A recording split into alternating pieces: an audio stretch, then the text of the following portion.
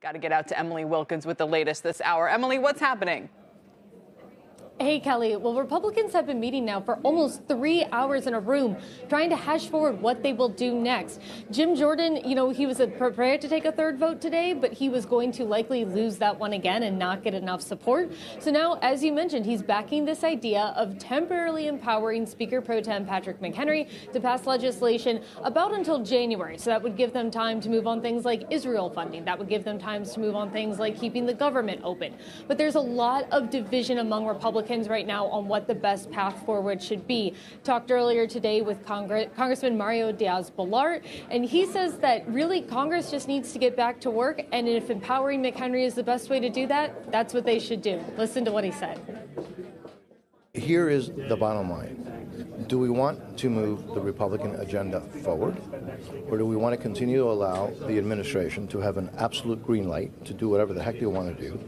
I think we need to find a way to get the agenda moving again, and I'm willing to support initiatives that will get us there.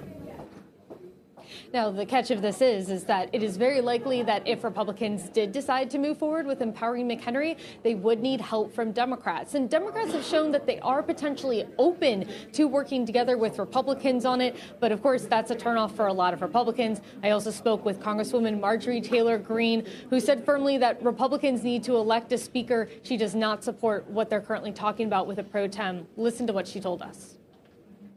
Our Republican voters worked very hard to give us our majority, and this conference is broken because Republicans worked with Democrats and put us here.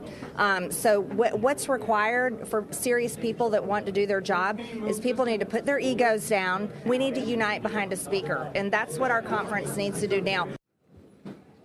Kelly, it's just not clear at this point exactly how Republicans will be moving forward today, whether we're going to see a vote, what we're going to see a vote on.